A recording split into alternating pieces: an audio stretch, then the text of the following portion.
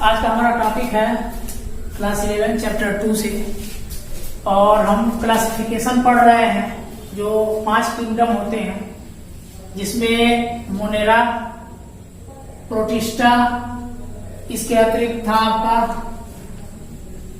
Fungi था, और plant है, और लास्ट होगा एनिमल्स।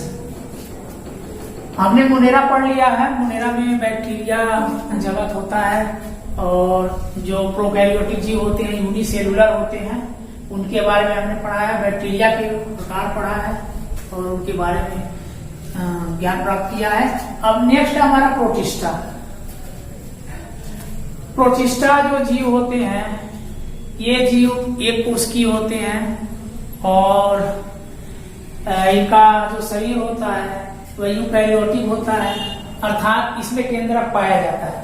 प्रोकैरियोटिक और यूकैरियोटिक में यही फर्क है कि अगर एक प्रोकैरियोटिक सेल है और एक यूकैरियोटिक सेल है, तो प्रोकैरियोटिक में क्या होगा, इसमें जो होगा वो केंद्रक नहीं पाया जाएगा, और यूकैरियोटिक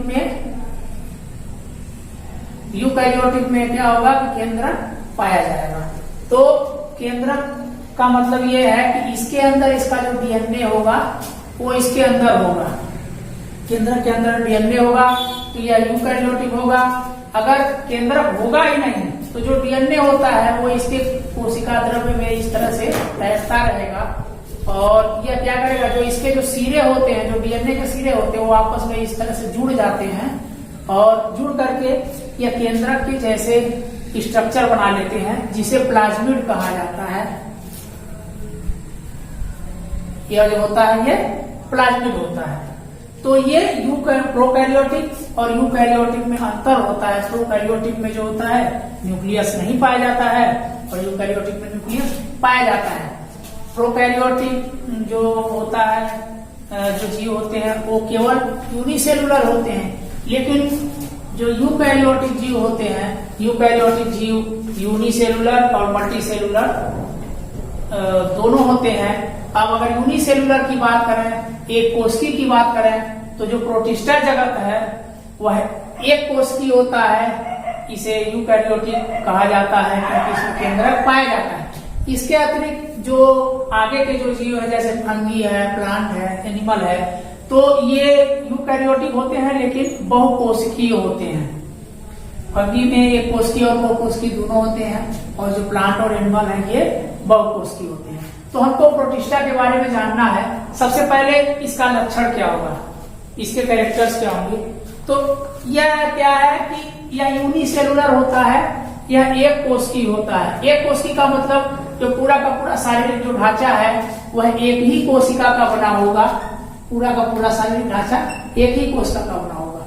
इसके बाद क्या है, यूकैरियोटिक होते हैं।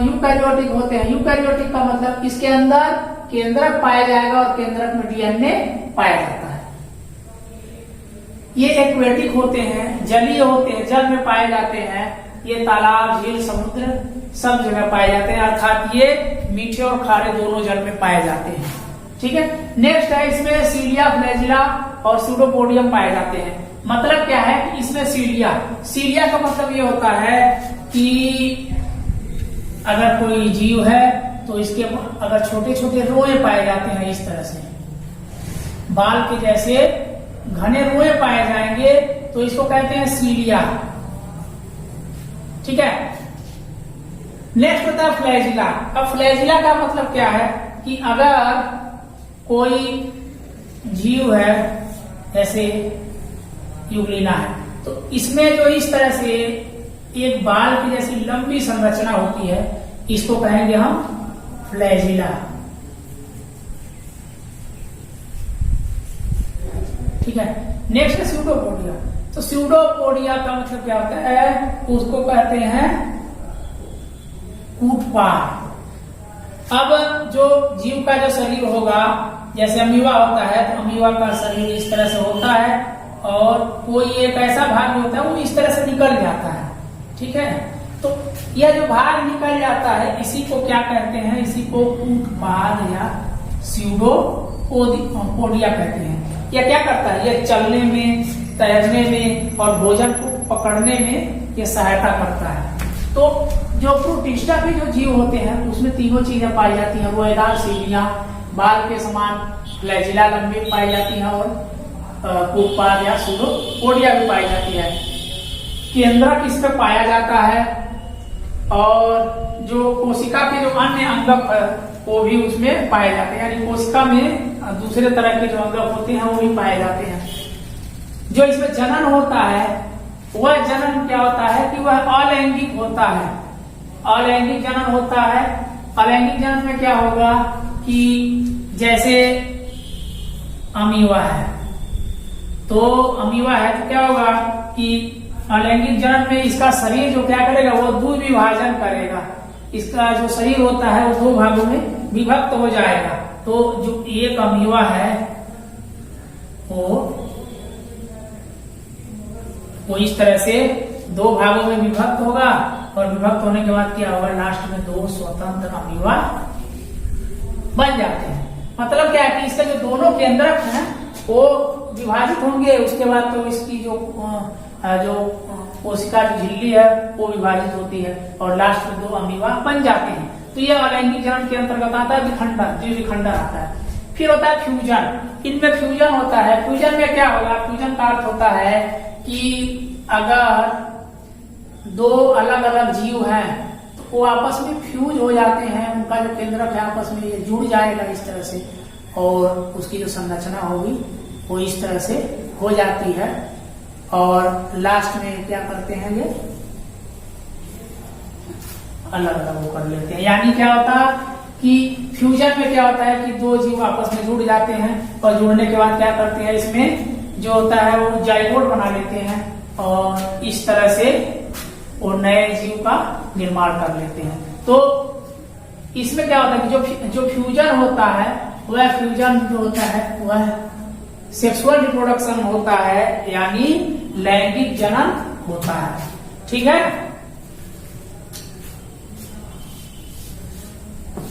अब इनका क्लासिफिकेशन होगा, वर्गीकरण होगा। तो ये कई भागों में विभक्त हैं, जैसे मुख्यतः 5 होते हैं। सबसे पहला जो होता है वो क्राइसोफाइटा है। क्राइसोफाइटा क्या है,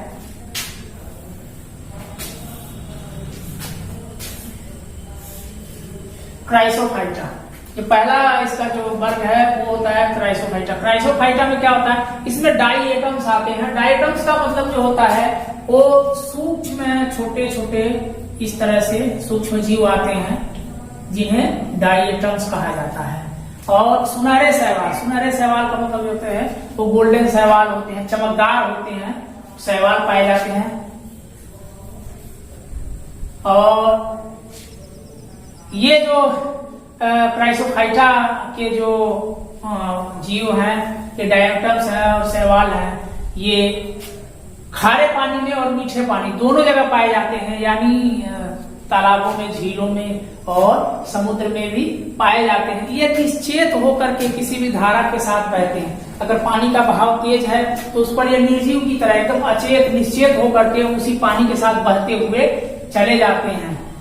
कोशिका भित्ति जो इनकी होती है, जो शैवाल होती है कोशिका भित्ति, वह सिलिका की बनी होती है। सिलिका क्या होता है, वो जल्दी नष्ट नहीं होता है। तो इस वजह से जो इसका जो शरीर है उसको जल्दी नुकसान नहीं पहुंचता है। इसकी जो कोशिका भित्ति है वो जल्दी नुकसान नहीं होती है। ये समुद्र के सबसे अधिक उत्पादक जीवों में से एक हैं।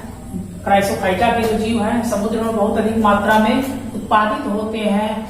और इनकी जो कोशिका भित्ति है वह जब क्षरित होती है, नष्ट होती है, तो जिस मिट्टी के साथ ये मिलती है वह मिट्टी काफी उपयोगी हो जाती है और उसको जो है पॉलिश में या जो तेल वगैरह और सिरप वगैरह की जो छनाई होती है उस काम में उसको लिया जाता है। ठीक है। तो यह एक प्रकार का यह काफी आर्थिक रूप से यह फायदेमंद होता है जीवों के लिए। इसके बाद क्या है, सेकेंड आता है डायनोफ्लैजिलेट। डायनोफ्लैजिलेट का मतलब ये होता है कि जो फ्लैजिला होती है, अगर कोई जीव है यानी जो फ्लैजिला होती है तो उसमें 2 फ्लैजिला पाया जाए।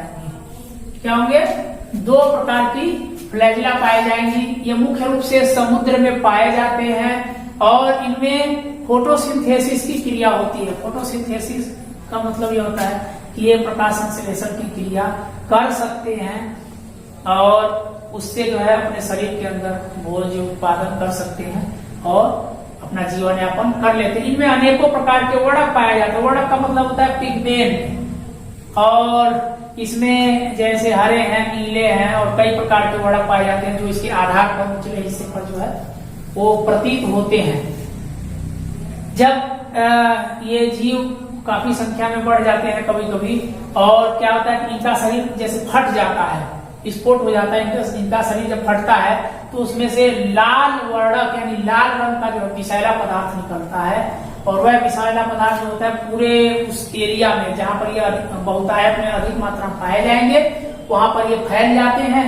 और फैलने के बाद क्या होगा कि वहां का जो पानी है वो पानी काफी विषैला हो जाता है, और विषैला होने से क्या होगा कि वहां पर जो मछलियां होंगी और जो जीव होते हैं वो मरने लगते हैं, मतलब वहां का पानी काफी जहरीला हो जाता है। तो डायनोफ्लैजिलेट में तो सबसे मुख्य होता है, उसका नाम है गोनिया लैक्स।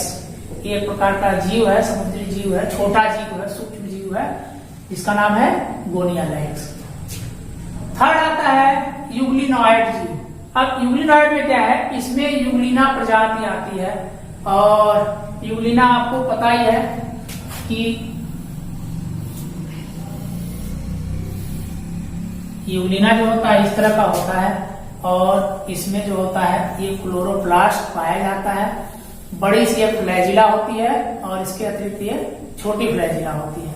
ठीक है, यह जो फ्लैजिला होती है इसी को हम कशाफ कहते हैं। कशाफ कहते हैं। यूग्लिना में क्या होता है कि जो फोटोसिंथेसिस की जो क्रिया होती है वह क्लोरोफिल के कारण होती है। इसमें क्लोरोफिल पाया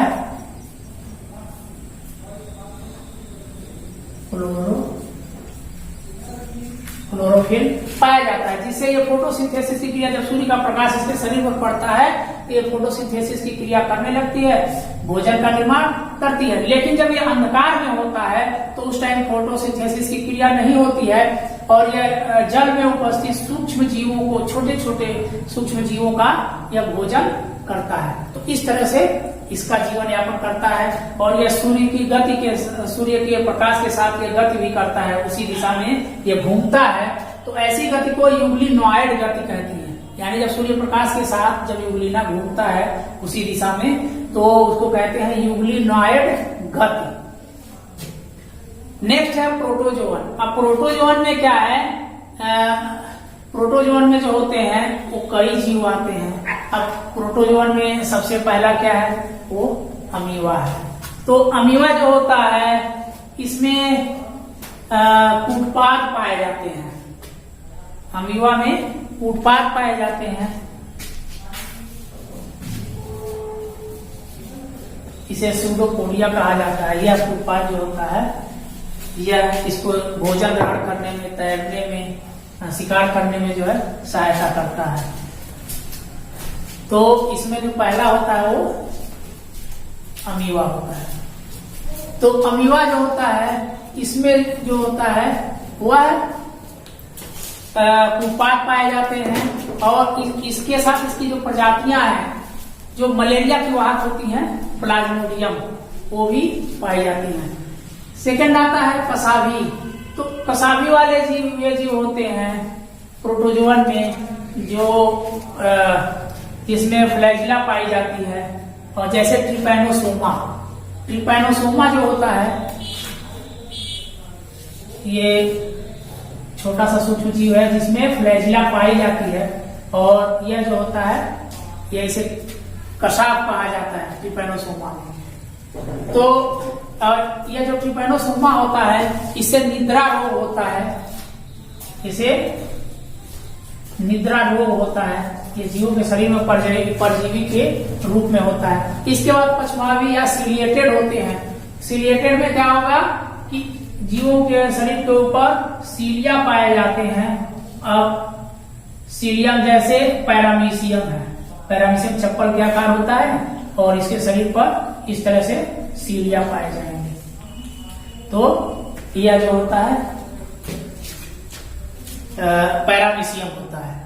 तो ये प्रोटोजोअन में जो होते हैं वो पहला जो है अमीबा होते हैं, अमीबियोटिक होते हैं जिसमें उत्पाद पाए जाते हैं, प्रसावी होती है, फ्लैजिला, पचमा भी सीलिएटेड होते हैं पैरामीशियम का, और स्पोरोजोआ जो स्पोरोजोआ होते हैं प्लाज्मोडियम में होते हैं।